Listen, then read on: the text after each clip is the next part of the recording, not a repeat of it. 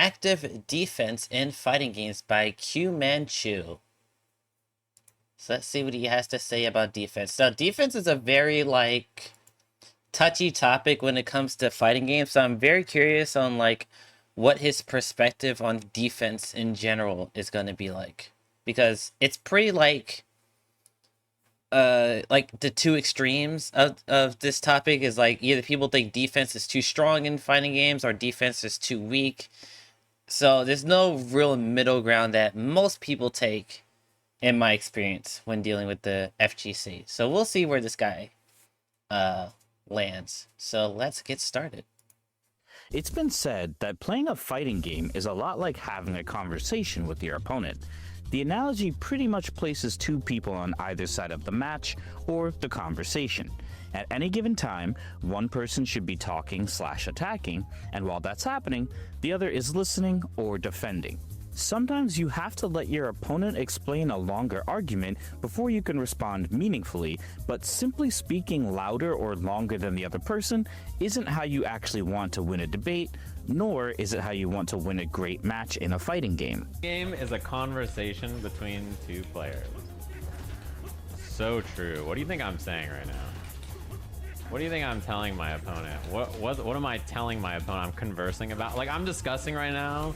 To take the analogy, That's very interesting. I've actually never heard that metaphor before about how fighting games are like having conversations.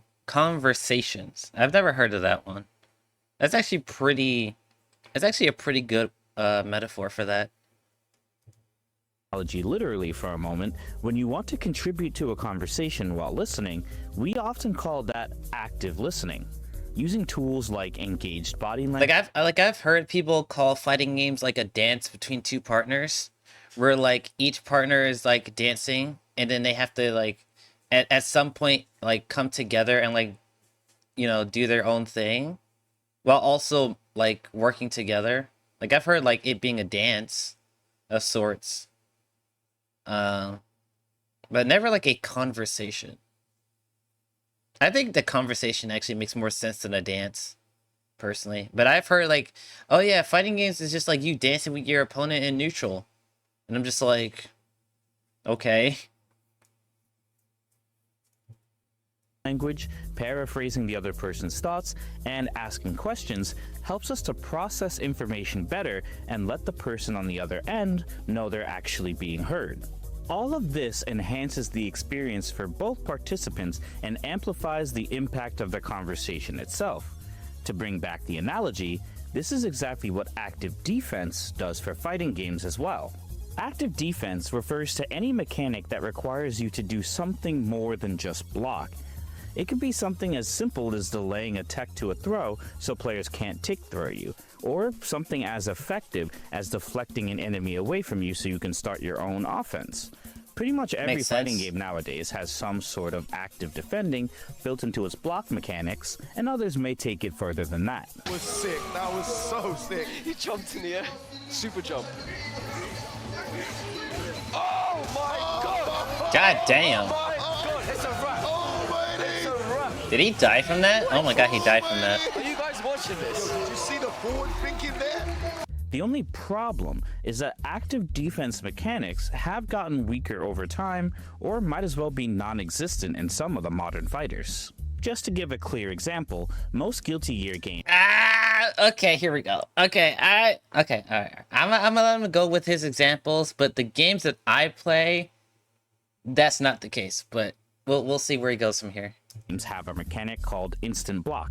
This mechanic allows your character to recover faster, changing the on-block values of certain attacks. This meant properly reading your opponent's pressure and understanding their rhythm could get you punishes more often. Instant Block has returned in the latest major installments of the series, including Strive, but it's noticeably harder to pull off. In fact, it also works differently. In Strive, IB doesn't change the frame data of blocked attacks. Instead, it reduces the pushback. There's nothing wrong with this, as it means you can punish moves that normally would push you too far back, and effectively, these two versions of Instant Block carry similar weight over the outcome of each match. But it's much harder to pull off nowadays. In Strive, the window is only about 2 frames, where it used to be 7. Okay, but like, do you want? Okay, it's like, okay. Maybe you'll go into another example, but like for this one, like, so the problem with like some people, like people that think like defense is too strong, right? It's like when you make defensive options easier, you have to regulate the power that it has, right? So like for this example, yes, it's technically weaker because like it's harder to do and also the reward isn't as high. But like at the same time, like, do you really think like people nowadays would like it if like you could just spam block and like just instantly like win in a block string? Like I know Guilty Gear doesn't work this way, but like the option is there for it not to be abusable, but like making it too easy. Like I feel like having like easy defensive tools or easy to use defensive tools shouldn't be that strong. And like same with offensive tools, like if like a character's like offense is so easy to use, but yet they die in one hit, like that's too much, right? I don't know. This example I'm not too familiar with, so maybe like what he's saying is true, but like from an outsider, it's just like But also Strive has burst and faultless defense, which are way easier mechanics to use. And they essentially kind of do the same thing, where they get you just off your, gets the opponent off of you. So they kind of do the same thing. So you don't have to use instant block. But, you know. Obviously, it's a lot harder to hit a 2-frame window than it is to hit a 7-frame one, and that difficulty of actually utilizing it, someone takes the wind out of the sails for what would be a pretty dang strong defensive option. The situations where instant block alone provides a punish are quite rare, but then to make the execution inconsistent makes it more difficult for the defender to pull off and capitalize on. That I agree with. Like if like I said before, if you're gonna have like any mechanic, right, whether it's defensive or offensive, the easier it is to perform, the reward should be less. And overall, like in general, right? That's not like a 100% thing all the time, but like in my opinion, if a move is easy to execute with, then the reward that you get off of it should scale with that, right? But also it also depends on the player that's using it, because somebody using like, let's just say like someone's using Milia, for example. Like Milia's, I think like one of Milia's problems was like her damage wasn't that great like early in Strive. So like she had the mix-ups and they weren't hard to do, but the damage you got off of it wasn't high. And it's like that's kind of a good problem to have, because imagine if we had like Milia, whose like setups are super easy to do, but also at the same time she hit as hard as Goat Lewis. Like what the fuck? Like that shit would be too cracked. So like the execution and the reward has to scale with each other. So like, yeah, I kind of agree with what he just said. I agree with what he just said. Because of that, the offense doesn't have to worry too much about it unless the defender shows they're insanely consistent with it. Ideal scenario for Red Ditto now. Staying away, doesn't quite get the whip punish on that, but nonetheless, these instant blocks aren't going to help you. Oh, he gets the cross up into the dust of the explosion. No combos in the corner. If this really was a conversation between two players, it's not a very engaging one when the opposition doesn't even have the option to consistently rebuttal.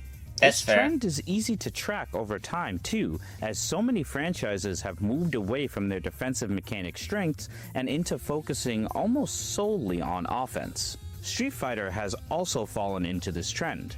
Street Fighter 3 had parries as its unique mechanic, and they've returned in Street Fighter 6, but they're by no means the same. In fact, it's hard to say they're even similar. In Third Strike, parry was done by inputting forward within 6 frames of an attack landing. You could use this to negate fireballs, bait anti-airs, or avoid chip damage and turn the tide of a battle. 6 frames might not sound like a lot, but in Street Fighter 6, they decreased the time for a proper parry to 2 frames. Once again, same as Guilty Gear Strive.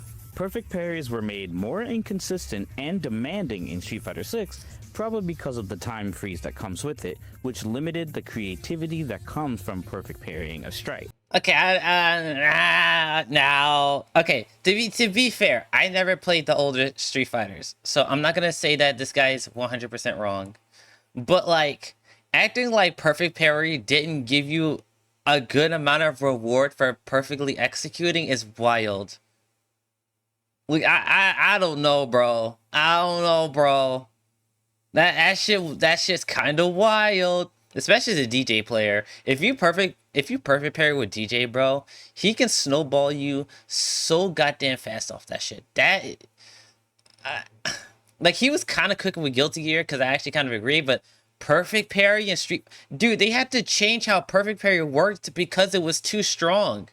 Like, what? Multiple times, in fact. I don't agree with this. I don't agree with this. Yeah, it's technically harder than in like old Street Fighter, but at least in my opinion, from what I've seen, the reward is better. I don't know. I don't know about this one. I don't know about this one, buddy.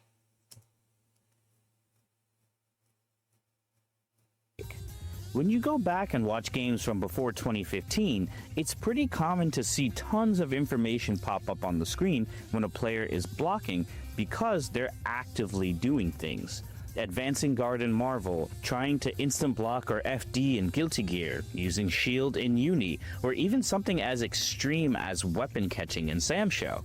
After 2015, there's a lot less information that pops up, and blocking seems like it goes on for longer and longer without much the defender can do to definitively push the attacker away. They simply have to block because the risk behind their defensive options is too high, or they can't consistently rely on certain options.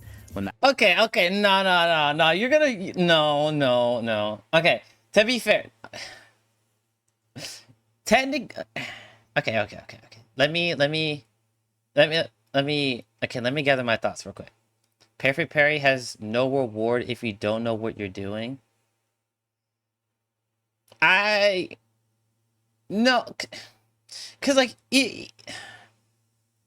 listen, like it depends on what you mean by no reward. If you mean like you can't do anything, that I don't agree with that, because like even at a base level, if you perfect parry, right? Like we've done this before when we play Street Fighter. If you perfect parry and just do normal, super, that's like a clean like 30%.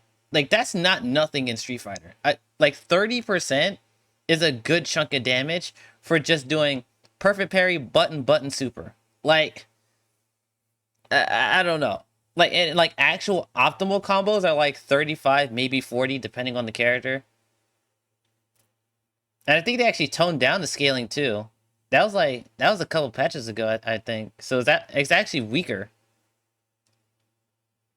But like when the game launched, like there was no real risk to just trying to parry everything and get a perfect parry.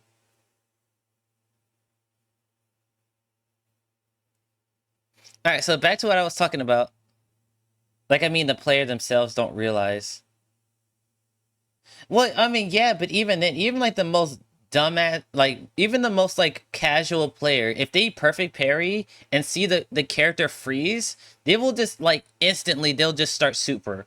Like they'll either do like their level 3 super immediately afterwards, or they'll just do like, I don't know, like they're playing like modern, they'll just do auto combo in the super or some shit, right? And that still does a decent chunk of damage, like 25-30%. So like even someone who doesn't know anything about Street Fighter can get some kind of reward for not that much effort. Yeah, Perfect Parry is still strong, but like they've had to change it because it was even stronger. So I don't agree with like his other point of like Third Strike having a better parry, because like even though I haven't played the game personally, like it's just like Street Fighter 6's parry is so ham. Street Fighter 6 is a throw loop game cuz it's a parry game and I hate it. Yeah. I mean, they should just get rid of throw loops. I don't think it makes the game interesting to me personally. If throw loops have to be in the game, you should have to spend a drive gauge for it. Like you should have to use a drive rush to throw loop. The fact that people can just throw, do a micro dash and throw again, and you can't do anything, like that's just ham. Like if throw loop has to exist in some capacity, make them drive rush into it. Like make it spend a resource. Third strike parry is cooler. I'm not going to debate that. I'm not going to debate that. Oh yeah, so what I was going to bring up before is that he showed this infinite block string with Teen Gohan, right? Number one, this is in sparking. This is in sparking mode, right? Number one. Number two, this is season 2. So you have the option, the opponent has the option to spark right now. He has that option, right? And then he also, well, actually did. Yeah, it's an infinite block string. So he actually only has, I was going to say he can probably reflect, but I was like, wait a minute. This version of Teen Gohan, you couldn't reflect. The only thing you could do is spark. Well, no, he can guard cancel. Because Teen Gohan isn't safe on his second hit of the auto combo. So if you time it, you can guard cancel this infinite block string. You can just guard cancel the second hit of his auto combo. And he can spark. So it's like this Dragon Ball example doesn't work because the opponent that he's showing has options. Right? And both of them are effective if used properly. It's not like a situation where like, oh, Teen Gohan will just like instantly like nuke the guard cancel. Like, yeah, he's I think he had head invul in season 2 on his auto combo. I can't remember if he did or not. But like it could happen, but if you properly time it, it won't happen. Teen Gohan will just get knocked out of his auto combo. And sparking is just a universal get off me button. Right? Teen Gohan can't really do anything about spark after he does the second hit of his auto combo. So this Dragon Ball example doesn't work because the opponent has multiple options of dealing with this scenario. But I kind of agree with his overall point. It's just this example just doesn't work in my opinion because like there's active defense going on here, right? You have spark, you have guard cancel. If the opponent wants to bait either option, he has to stop his block string and be vulnerable to reflect, be vulnerable to mashing.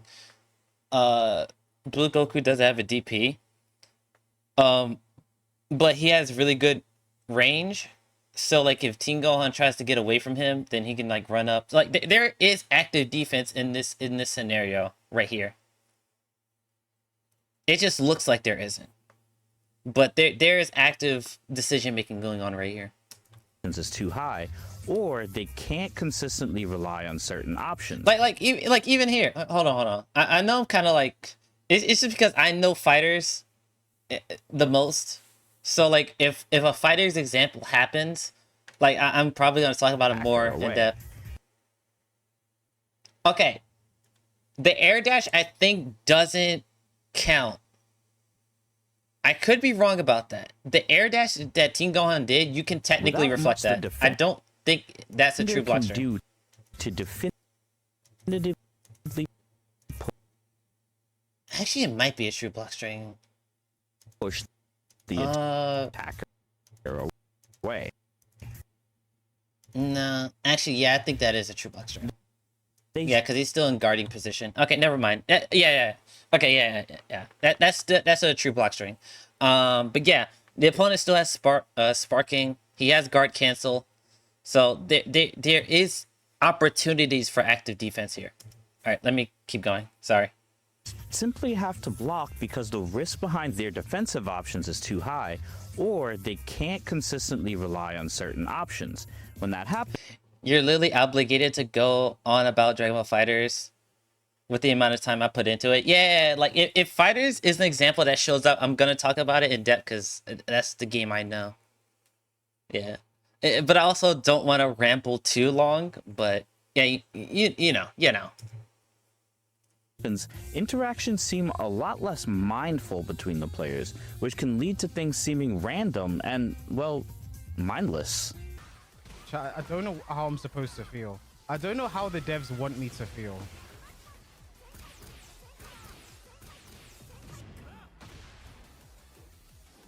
You're joking, right? According to an article titled Mindfulness and Interpersonal Okay, I don't know anything about Tekken, so I'm not gonna comment on that one. Communication, there's two kinds of listening, mindful and mindless. Mindless communication revolves around routine responses that require little brain power. It allows for quick reactions and very little consideration of what the speaker is saying. If someone asks you what time it is, it doesn't take much to look at your watch and tell them. Mindful communication is the dynamic and active processing of information. It's specifically what allows you to understand the context of each interaction and then experiment with new ideas in response. Oh, yes. Right, yes. Wait. Well, is he about to make the argument that newer fighting games is mindless defense?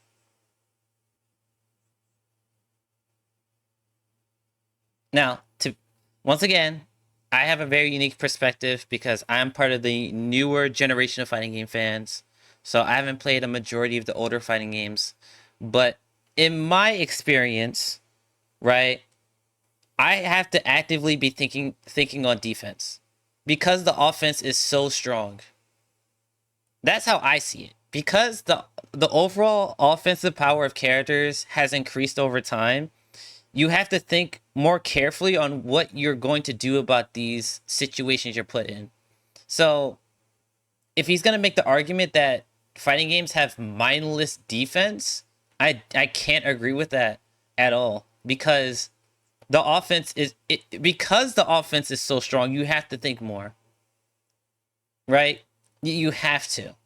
Especially in games like I don't think Granblue is a good example because the game's very simple and like the only real defensive option is Brave Counter. So I don't know.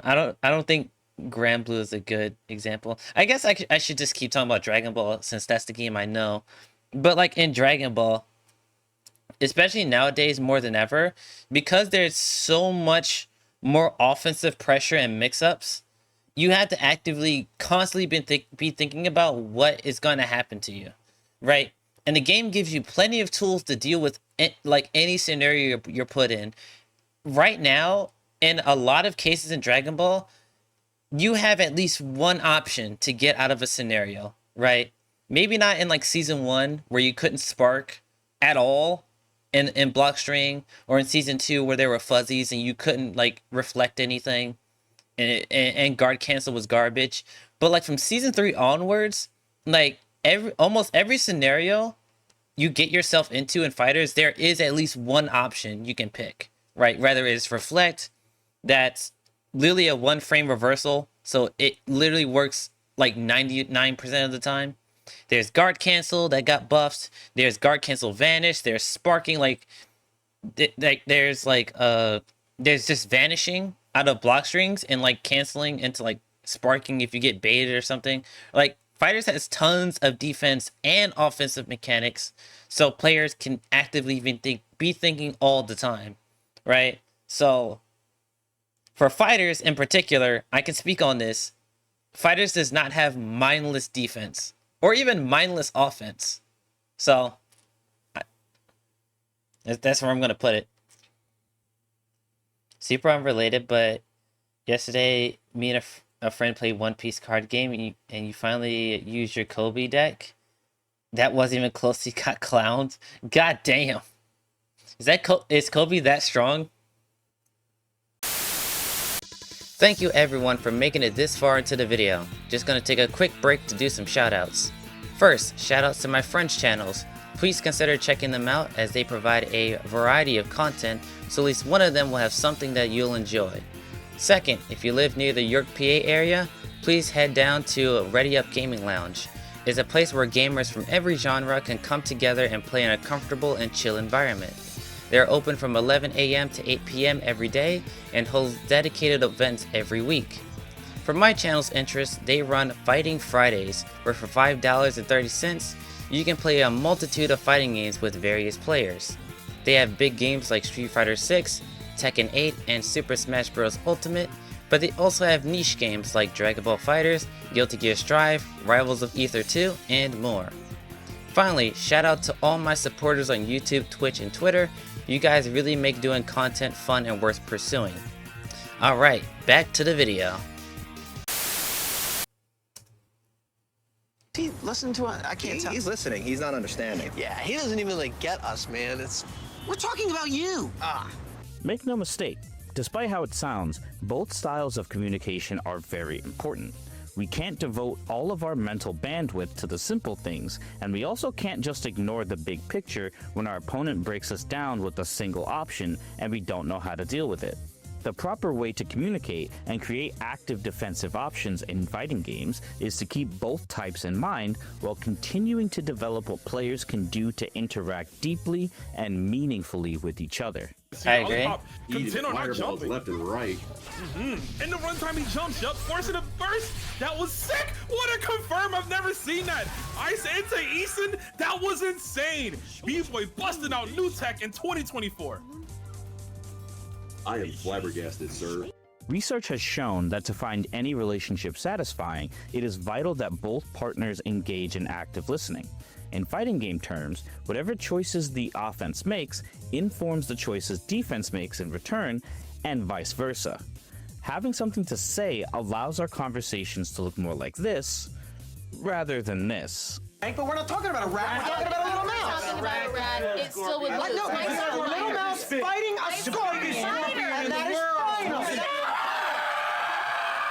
When the defender is as active as the attacker, players can develop more varied skill sets, feel like they're functioning participants, and overall have more fun, even if they get hit. Let's compare two similar interactions from two different fighting games. At the time of writing this script, Street Fighter 6 is full of mindless interactions depending on the kind of character you play. For example, if Ken does a crouching medium kick to Aki, it's technically reactable and stoppable. Aki can stop it with a drive reversal, but it's got slow startup and oftentimes gets punished if the reaction isn't perfect. The damage taken and corner carry for even trying to interact with the offense is so skewed in favor of the attacker, since just blocking their engagement gives them plus frames anyways. And you might say that Aki can just reversal super, but hers is 9 frames, meaning it's also easy to bait. The lesson to be learned from this interaction is that there are defensive options in Street Fighter 6, they just might not work or be consistent.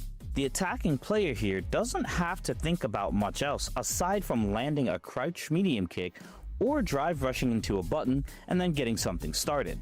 Their situation doesn't change much until... Okay, that is a fair point. That is a fair point. That's a good point. Yeah. After they've done this, which makes them active and the defender idle. This is a form of mindless communication. Your ambitions die here. To compare that to another new... Okay, so he's mindless communication. In that scenario, I agree, but is he talking about the offensive power that Ken has, or the... I guess he's talking about both, but he didn't really say, like, which is the issue, right? Is it because Ken is so strong that it's mindless, or is it because Aki is too weak on defense where it makes it mindless? Like, which is it? I mean, he probably means both, but like, since this video is about active defense, I have to assume that he's talking about because Aki's defensive options is so weak, it makes it mindless.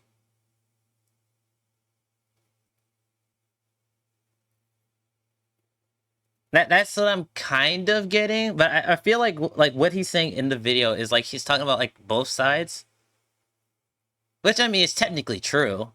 Like everything he said was true. I mean, I guess I don't really have a rebuttal per se.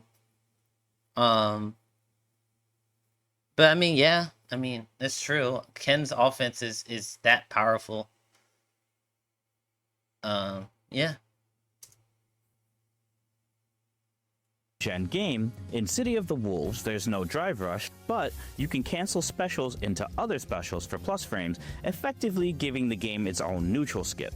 To stop this, Wolf City gives you a very consistent way to deal with it, even if you can't stop it per se. Using guard cancels from Just Defense or Hyper Defense, you can either punish the neutral skip or punish the cancel into the special move. It's always possible to mess up the timing, so it's worth for the offense to try it at least once. After the first interaction though, both players get layers added to the communication. They could cancel it into a different, less advantageous move to bait the Just Defense, or they could break cancel a button to bait a reversal too.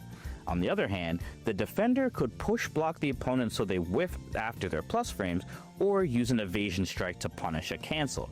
This is an example of mindful communication between players, as the risk between both sides using their options is pretty balanced out.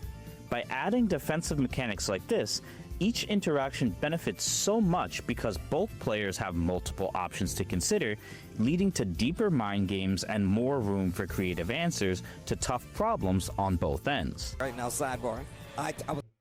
That is a really good example. That is a really good... I never played the game City of the Wolves, but I wanted to.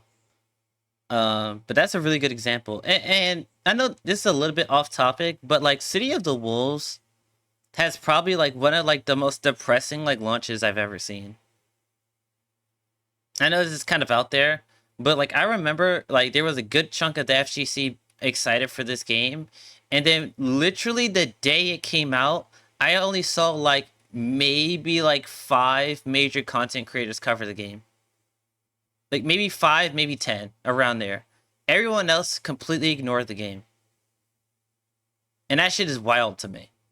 And like the way that he's describing like defense and stuff like that, like it sounds like that's what the FGC wants. Cause like everybody keeps talking about like, oh, defense doesn't matter anymore. All you gotta do is X button and then you win. The games are so boring.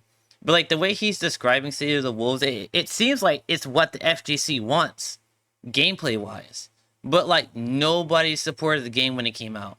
In fact, to this day, I don't even think there's any major content creators covering the game.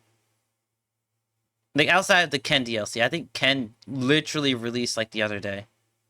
But like before Ken came out, like nobody covered the game to a consistent manner. And like it's always like these niche fighting games that like have mechanics and like things people are asking for, but they never support it. And it's wild to me. Like I don't get it. Like there's plenty of examples. Like there's Skullgirls, which probably has one of like the best foundational like great foundations for a fighting game. There's City of the Wolves, I assume. Uni is a really good game. I started playing it recently, and it has a lot of decision making and game knowledge that you have to learn. I almost said Mortal Kombat, but I forgot. Wait a minute, Mortal Kombat's one of the big dogs. I'm trying to think. Like, what are like niche recent fighting games that came out? I mean, technically DNF isn't new anymore. I guess those are, well, Cigar Girls isn't technically new either. I guess City of the Wolves and Uni 2 are probably like the most recent like games where like things matter, you know? And it's just like nobody supports them, and it's wild to me. People will keep playing Street Fighter 6 and keep complaining about how the meta sucks and perfect parry and all that shit, but like they won't play games with what they're asking for actually exists in those games. They're just like, I'm gonna keep playing Street Fighter even though I hate it. Street Fighter 5 was better. Like, are you fucking serious? Anyway, that was kind of a side tangent. I'm sorry. FGC treats Mortal Kombat like its niche. Really? I mean, maybe because of like MK1 did that, but I remember when MK11 was out, and people always put Mortal Kombat alongside Tekken and Street Fighter as like the big three. Like I guess maybe after like Mortal Kombat 1 that was the case, but like before that, I heard people talk about Mortal Kombat as like one of the big dogs. I wasn't even like fully into the FGC at that time. I heard about Mortal Kombat.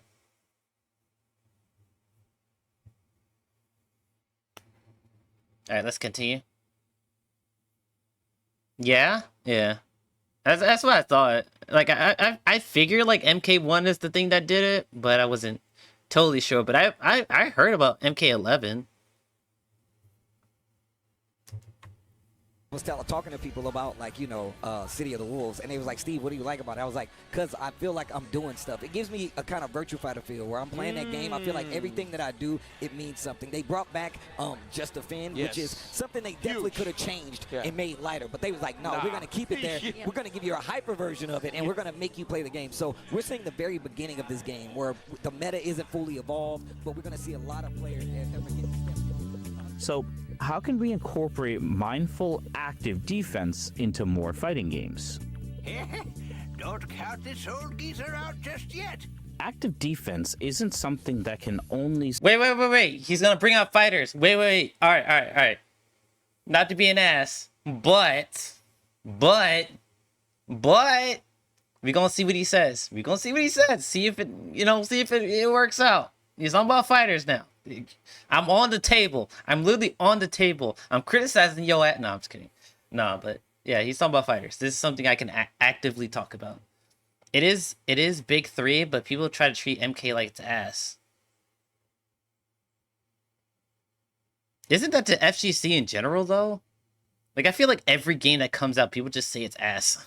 I don't know. I can't remember like the last fighting game where it was universally good for like an extended period of time. I can't remember a single game that has done that, because it didn't happen with fighters.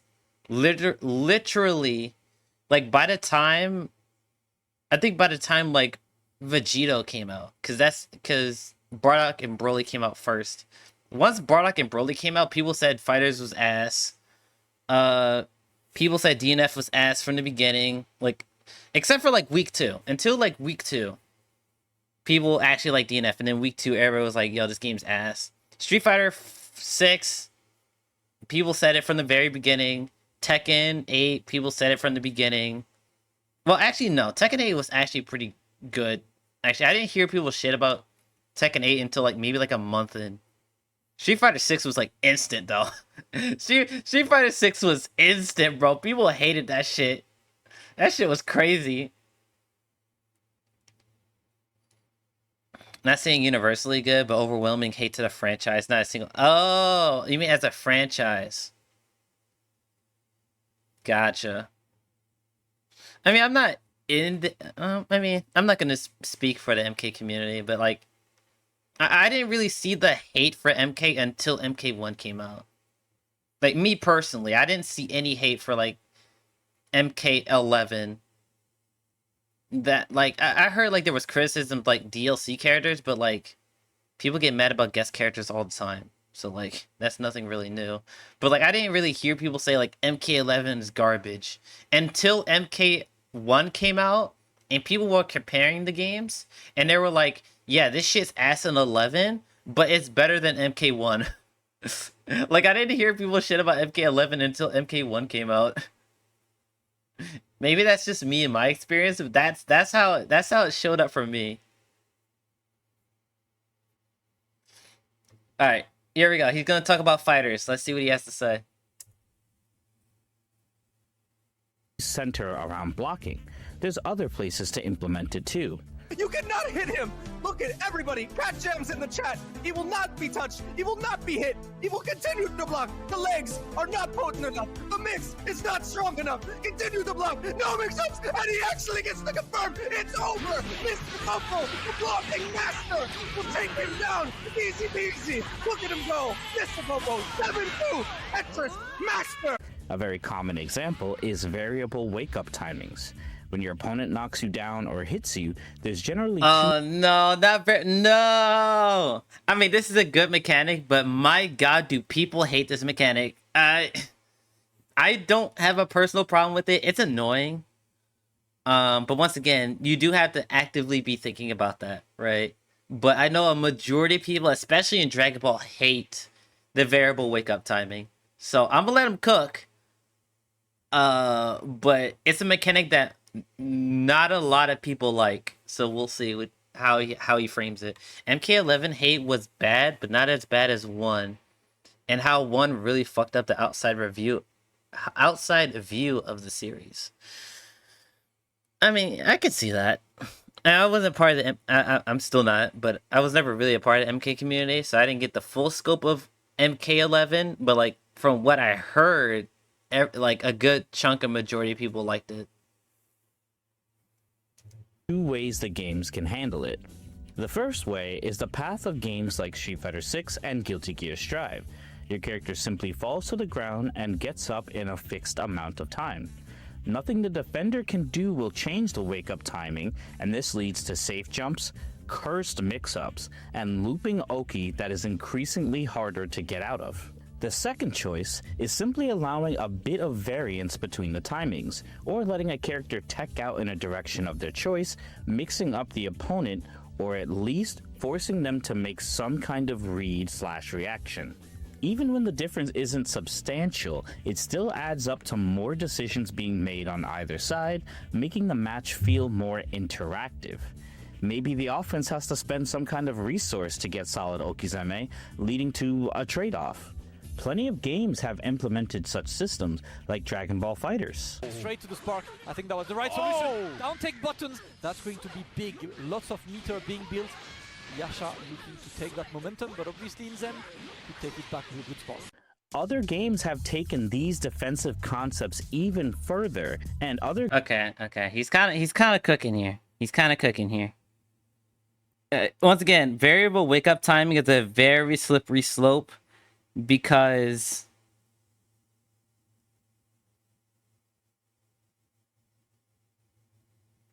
it is a very slippery slope, because it can easily make the game just not fun to deal with, because it's so much more variable than what people like, right? So like in Fighter's case, it's literally 30 full frames of variability, right? It's not like other games where like you have your standard knockdown, then you have maybe back roll and frontward roll, right? So you have like basically 3 options to deal with. With Fighters, technically you have 30 different wake up timings. Usually that's not the case. Usually it's average about the same. Like there's the regular knockdown, there's delay knockdown, and then like there's somewhere in the middle, or people do like the normal wake up but then jump afterwards, right? Or they just straight up tech, right? So there's like maybe like 3 to maybe 4 options you have to worry about in Fighters. But like just the idea of people being able to hold their wake up timing for 30 frames and they can get up at any time, that shit's kind of ham. Games of the subgenre have led to some very interesting dynamics. A great example of this is in Melty Blood Actress Again Current Code. In that game, you can reduce the damage you take in by 30% if you have a certain amount of matchup knowledge and execution skill. As your opponent combos you, you can input a face button within 5 frames of getting hit, and if you land that successfully, your damage is reduced. Such a mechanic encourages the defense to learn That's the a really cool butters of their mechanic. opponents and gives them something to do during Melty Blood's longer combos. Not only that, but it also encourages the attacker to try out newer combos, since their damage will always be reduced if they're too predictable and only stick to the bread and butters. This mechanic is That's a really cool mechanic. Wait, what? Actually, I want to... Dude, if they make another Melty Blood game, I want to see that return. That sounds so cool. I want to see that return. That is a cool mechanic. so incredibly special in my opinion because it's one of the only games I've seen use defensive mechanics to bolster combo variety and player expression on the offensive side. And speaking of influencing offense through defensive choices, some platform fighters do an absolutely great job of this. I'll focus on Melee and Rivals of Aether 2 for this example.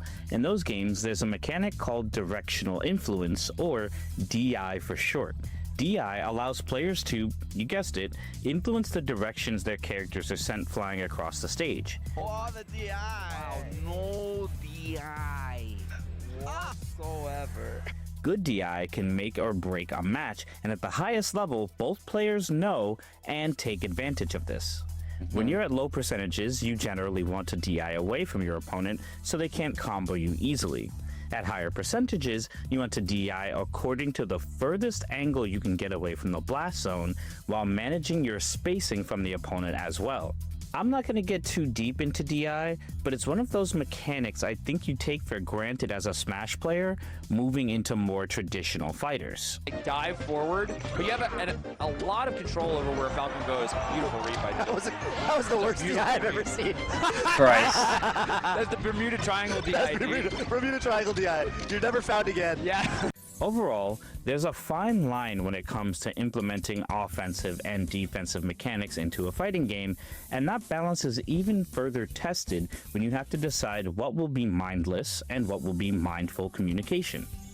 Too much mindfulness, and players can feel overwhelmed quickly and not want to dive into the deeper workings of your game.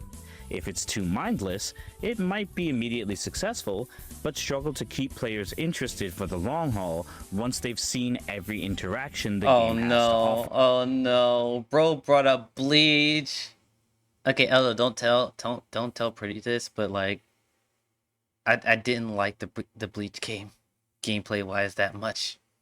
The one session I had with bro, that shit felt miserable. Movement feels so ass in that game. I'm not gonna say it's a bad game, but my god, does the movement in that game feel like ass? Anyway. DNF Duel is a great example of a game that traded its identity. Wait. He's about to talk DNF. Wait a minute. I gotta lock in. Alright, here we go. Identity for depth and suffered for it. DNF was marketed as a simpler fighting game with easy-to-understand mechanics and an intuitive control scheme. After its first full season, it was clear that there were many issues with the defense in the game, as I've already highlighted in this very video. To compensate for that, an active defense mechanic called Indomitable Spirit was added, and while it sounded cool, it was also very easy to abuse, and it shifted the meta of the entire game into something I'm not really sure the developers intended it to be. Cal, okay, say get back in that corner, bruh. Shooting. Adele needed to figure something out. Oh no. Yeah. Yeah. This just goes to show that designing and balancing a fighting Okay, here's the thing. I feel like Indomitable Spirit would have been way better if it worked like a push block. Now, no. Listen to me. Listen to me. I know most of you, well, I know none of you play DNF. But listen. Imagine in that scenario, right? The one we just saw, if he did Indomitable Spirit and the projectile that Ranger threw flew backwards when he Indomitable Spirited. Imagine if it worked like push block. That mechanic would be so much better. Now, to be fair, what he said about Indomitable Spirit is true. People can just abuse it to just chunk your health and just kill you with a throw. I've seen it happen so many times. But also, this also goes into the decision making. So I don't think this was mindless. It's just a bad scenario. Let me actually check what his guard gauge looked like, because that's important. Shooting.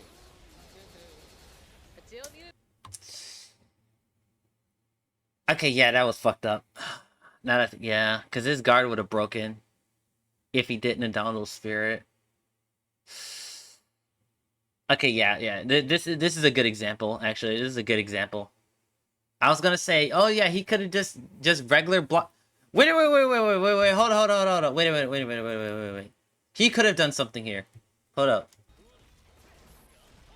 Shooting. He could have guard canceled.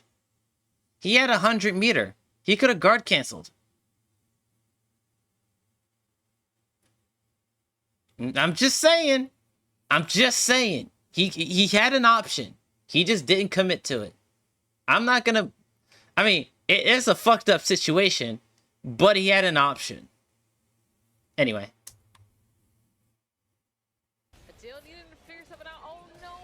That shit was fucked up. No doubt, it was fucked up. But this just goes to show that designing and balancing a fighting game is exceptionally difficult, and every small decision, mindful or mindless, can carry a ton of weight with it. With that said, the balance seems to be in what kind of relationship you want the players to have after the match. Do you want them to feel as though interactions were random? Do you want them to feel like they were always in control? Or can they come together and acknowledge that one of them was simply outplayed? In my opinion, the balance seems to lie in establishing a solid identity of what the game values and building interactions around that. And then, you know, for me personally, I feel the same. It's not like we learned something in Tekken 7 that we can use in Tekken 8. It's more about every time there's always trade-offs about you can't do everything. So what do you put the priority on? And so the only thing I could think of that we learned in Tekken 7 that you could take was when you're making those choices about you have to give up on this and take this to maybe make better informed decisions about what you know they might like. Games like Street Fighter 6 and Guilty Gear Strive very much value offensive pressures, and it shows considering what defense is given and how mindless it can be during important moments. And honestly, that's fine. Making every interaction a mindful one where players always have a way out isn't necessarily a good thing for every game, and we as players should embrace that while encouraging ourselves to try different games where other skills are valued and different moments. Wait a minute. Is he advocating for people to step outside their comfort zone and play a variety of games? And play games that they value? And find things in other games that they value and appreciate what the developers are doing? What? Wait, no. This can't be an FGC video. No, this can't be. If you're a Street Fighter player, you have to play Street Fighter. Always. And then when the game isn't in your favor, you complain about how bad the game is. Nah, this can't be a fighting game video. No way. No. This is not real. This is not real. No fucking way. No fucking way he just said that. Hold on. Let's go back. Let's hear that shit again. Let's hear it from the top again. Let's hear it from the top. The Gear Strive very much value offensive pressures, and it shows considering what defense is given and how mindless it can be during important moments. And honestly, that's fine. Making every interaction a mindful one where players always have a way out isn't necessarily a good thing for every game, and we as players should embrace that while encouraging ourselves to try different games where other skills are valued and different moments are mindful. Basically, all of this is to say, try new fighting games. Try old ones. Try weird ones. You never know which one will speak to you the most. Bro, this guy is based. Hold on. Okay, there were like maybe like 1 or 2 points where I were like, I don't know if I agree with that, but no. This guy is based as fuck. Just play different fighting games, bro, and support the ones that you think hold the much more value to you, instead of just sticking to what the popular like games are. If you truly believe that Street Fighter 5 is better than Street Fighter 6, play Street Fighter 5, bro. Just play it. Just play it and build a community around it. Don't stick with 6 if you don't like it. and then constantly complain about how the game is shit. If you don't like fighters, don't play it. Play something else. If you don't like freaking, like, if you don't like Tekken, play an older Tekken. Play Street Fighter. Play a platform fighter or some shit. Just play something different. Find something that you value. And then build a community around it. And talk positively about the games that you like. My god, this guy is based. What the fuck? Nah, bro. Yeah, this guy's based as fuck.